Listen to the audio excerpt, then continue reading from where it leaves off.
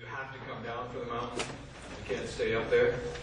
Or you hear about, oh, that Peter, what was he thinking? He messed up again. Right? And as he's in the midst of this great transfiguration experience, he says, why don't we make this a tourist attraction? Right? Somehow, I think neither one of those points are particularly helpful. If this transfiguration story does anything, it reaffirms Peter. It doesn't put him down, it reaffirms him because he's gotten it right at two different places. Now, if you were listening closely, you heard that this passage begins 8 days after these sayings. So the question is, 8 days after what sayings? Well, what had happened 8 days before was Jesus got his disciples together and he said, who do people say that I am? And they gave the usual answers. And he said, but who do you say that I am? And Peter said, you are the Christ, the Messiah, the one from God. He got it right. And so this story reaffirms Peter. The transformation is a glowing acknowledgement that Peter got it right. The second place Peter gets it right is during this transfiguration event, Peter says to Jesus, it's good that we are here.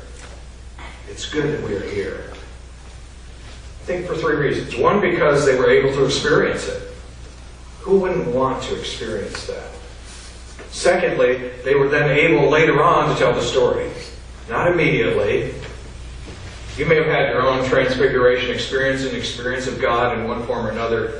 It's hard to talk about it right away. But after you process it, then you're able to share that. The third thing is that it became part of their own transforming experience in their lives. It's good that we're here. That's what Peter said.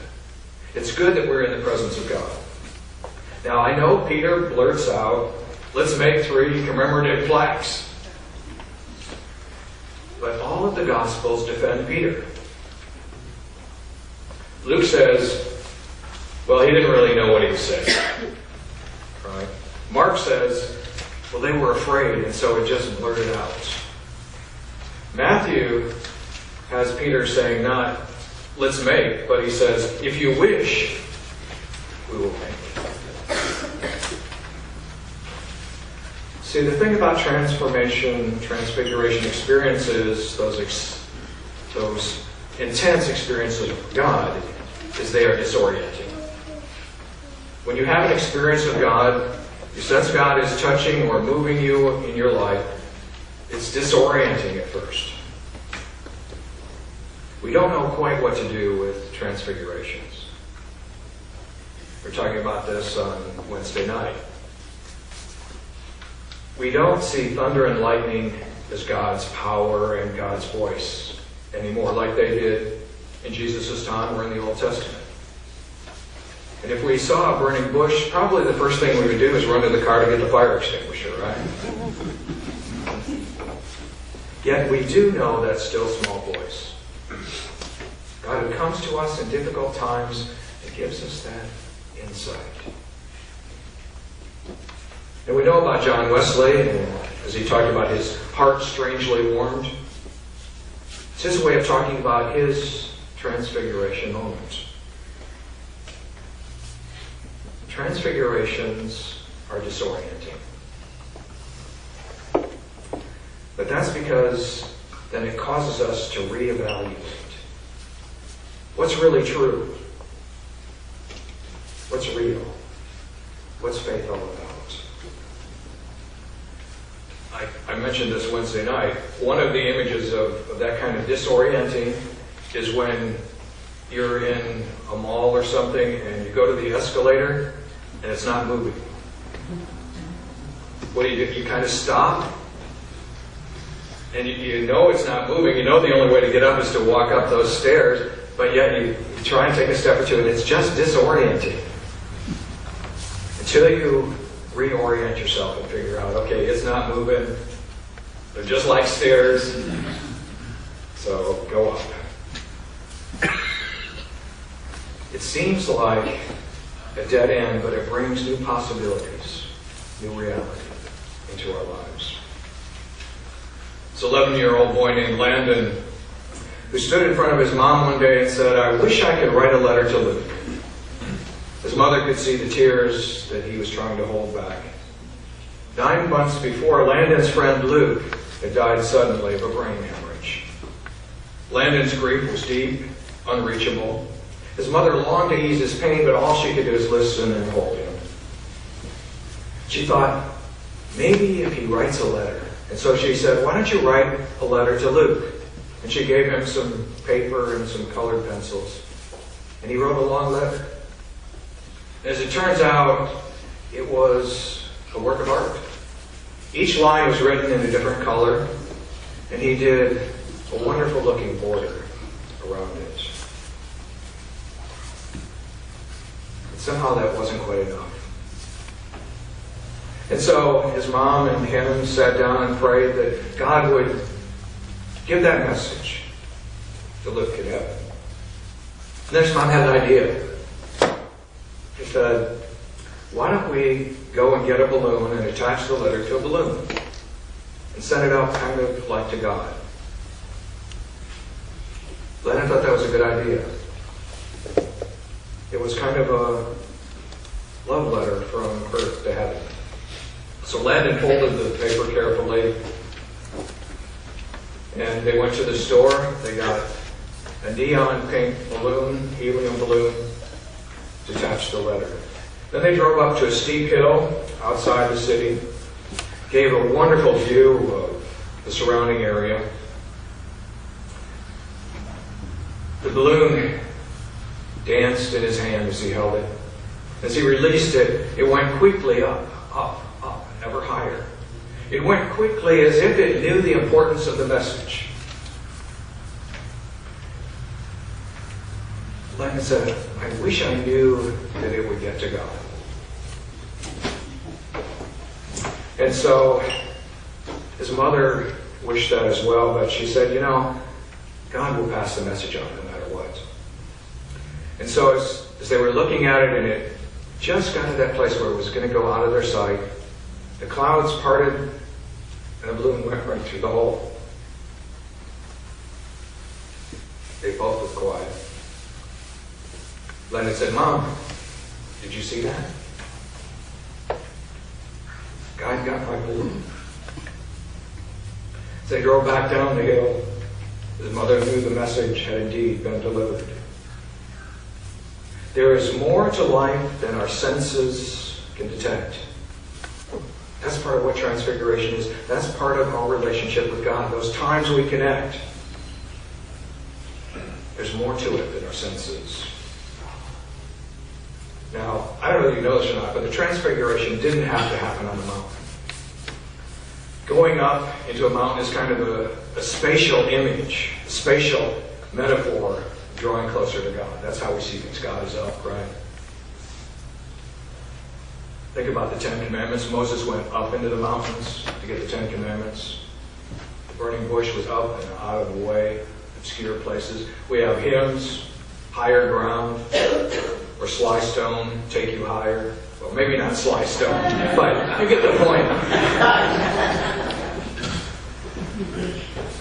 D.L. Moody talked about a Christian woman who was always bright and cheerful, optimistic, even though she was confined to her room because of an illness. She lived in the attic of an apartment on a fifth-floor building, an old, run-down building. A friend decided to visit her one day, and she brought along another woman who was a very wealthy person. Since there was no elevator, the two women had to walk the stairs. As they reached the second floor, the well-to-do woman said, "What a dark and filthy place." Her friend said, "It's better higher up." When they arrived at the third landing, she remarked, "Things look even worse here." Again, the reply was, "It's better higher up." Finally, they reached the attic. The woman had a glow about her that just brightened the room.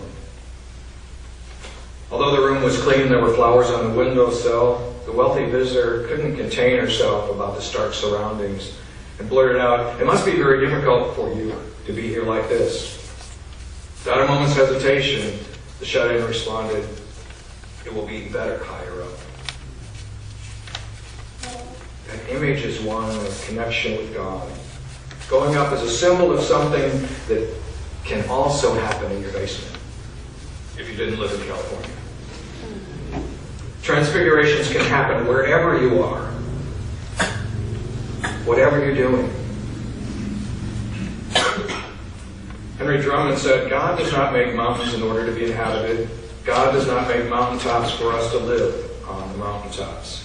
We only ascend to the heights to catch a broader vision." And that's what we see in Transfiguration. As we experience God, we catch a broader vision of what the kingdom's about. Our biases, we walk to the side. We catch a glimpse, and we can catch that glimpse anywhere in our lives. That's what Transfiguration does. Transfiguration is about connecting with God and being changed, being transformed. You can't help but be changed and transformed if you have a connection with God. You just can't. It changes you. Makes things different. Tony Campolo said, to be a person of faith means three things. You're rooted in the past, that is, in Jesus and the Scriptures. You are transformed in the present, and you have a glorious vision of the future. That's what this passage says to us. William Willimon said, that's one of the reasons why we gather here at church on a regular basis. We obey the voice of the mountain by listening to Jesus. Attempting for just an hour to shut out the cacophony of other voices, we try and listen just to Jesus. Excluding our myriad false gods, we try to honor Him by letting Him be Lord of our lives. When it's right, our false gods fade away. Our confusion is healed. We receive reassurance of His Lordship. Jesus alone stands before us, Son of God, the chosen, the hope in life, in death, and in life beyond death. This physical metaphor of ascending and connecting with God continues as we discover that we must come down. The glow will fade. Those are two images we have of Moses. Moses went up into the mountain, received the Ten Commandments. And when he came down, his face was glowing. But it faded. It didn't stay. Moses didn't stay on the mountain. Peter, James, and John came down right into the middle of difficulties of life. You heard that read this morning. There's a preacher who moved to a new church. This particular church didn't have a lawnmower for the parsonage. And so the pastor was looking for someone either to mow the lawn or to sell him a used lawnmower, because you know how preachers are. Never full price. He saw a young man who was pushing a lawnmower, and he said, "Hey buddy, you want a job?" And he said, "Sure, I'd like to."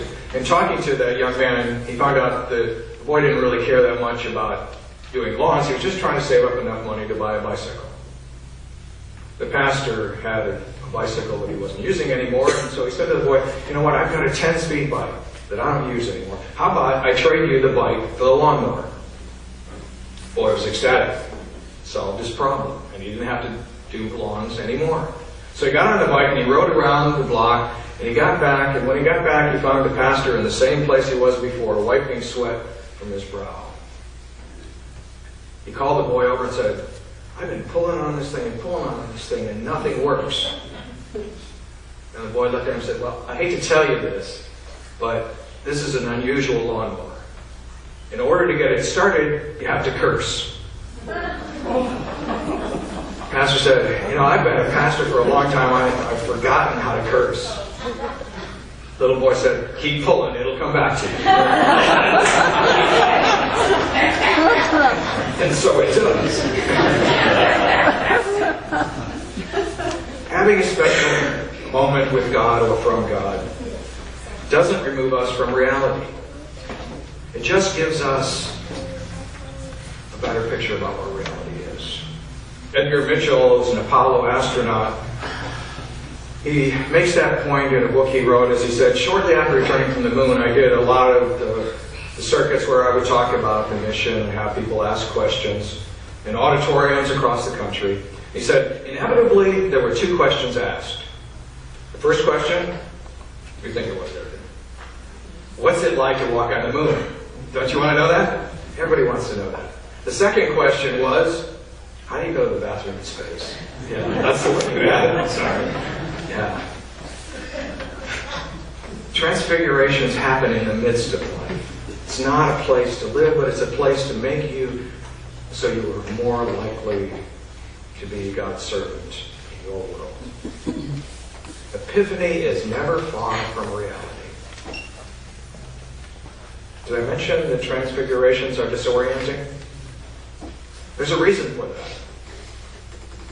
We become disoriented in order to reorient more in line with God's kingdom and God's truth in Jesus. I was trying to remember who said this, but talking about the way we learn and grow, we start with a thesis, an idea. It encounters an antithesis or a conflicting idea, and out of that comes a new thesis. That's how we grow. That's what Transfiguration is about. We have our ideas, and God meets us and says, it's not quite how you thought it was. And out of that comes a new thesis. A new direction for your faith, if you will. It's an 18th century sculpturist, Johann Heinrich von Dannecker. He was known for his great carvings. He carved Greek goddesses, and he did one of John the Baptist. But his finest sculpture was of Christ. For 2 years he worked on this sculpture, and when he felt it was finished and ready for the public, he called some kids in and he asked one little girl who it was. And she said, it's a great man. And he knew it wasn't quite ready then for his public. And so for the next 6 years, he worked on redoing that monument to Christ. 6 years. And when he thought it was good enough, he again called some children in and he asked them who it was, and they said, it's Jesus. And he knew right away it was ready. He had shared with a friend that during those 6 years, he had a vision of Christ. And he tried to take that vision and put it into that sculpture, that marble. A friend said that the portrait of Christ's face was so tender and beautiful that strong men wept as they looked at it. But with this great fame, Napoleon Bonaparte asked him to make a statue of Venus, the Roman goddess of love. And he refused. He said, a person who has seen Christ can never again employ his gifts in trivial ways. That's what it means to encounter God. The trivial is put aside, and a new direction happens. Kind of reminds me of Martin Luther King's last sermon. He had had an experience of God. He said, I don't know what will happen now. We've got some difficult days ahead, but it doesn't matter with me now because I've been to the mountaintop. I don't mind. Like anyone, I'd like to live a long life. Longevity has its place. But I'm not concerned about that now. I just want to do God's will. I'm happy tonight. I'm not worried about anything. I'm not fearing any man. Mine eyes have seen the glory of the coming of the Lord. That's how one is after Transfiguration. After that connection with God. Now, allow me for a moment to get political. Or don't allow me, I'm going to anyway. Jim Wallace found himself in an earlier presidential election cycle. He said, I found myself speaking at Point Loma College, a conservative Christian school in San Diego, which that very night would be the host city for the 1996 electoral campaign, second and final presidential debate. The whole town was buzzing, trying to figure out how to get in. He said, I asked the students two simple questions. First, I asked, what would they ask Bill Clinton and Bob Dole if they were in the room for the debate? Quickly, their answers came through. Favorite questions were about abortion, lowering taxes, president's alleged affairs. All the kind of questions one would expect. Fair questions, to be sure, but hardly representing a comprehensive moral agenda from these students of a Christian school. He said, my second question to the students was different. I asked them, What would Jesus ask if he were in the hall tonight? I almost sense the students thinking. Very slowly, the first hand was raised. Jesus would ask them how they were treating the poor. Then another said, he'd probably ask them to treat each other better.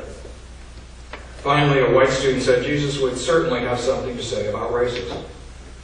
These were the same students who just a moment before had acted just like everybody else in their race, class, and political party. But the Jesus question was raised. It changed the outcome of the whole discussion. So, for you and for me, as we face this new election, I would invite you to begin to ask the questions that Jesus would ask. To imagine what Jesus would ask in a debate, in those debates. And imagine how Jesus would respond to the questions that were asked. And then begin to make your decisions based on how close they are to how God would have us to vote. So often we start with our own preconceived ideas, our own emotions, and that drives everything. But if we're Christian, then our faith needs to drive everything we do. If you make political decisions without being informed by your faith, then your faith isn't worth a darn. That's just the truth. So as we face some important decisions in the political realm, as well as our own personal lives, ask those questions. What would Jesus ask? And how would Jesus respond? And if we truly make a connection, the new direction would be to go where Jesus would go. I pray that the Spirit would indeed touch our hearts and our minds and our lives and move us past our pettiness, our preconceptions, and find where the Spirit might lead us. Not just in this election, but in our lives.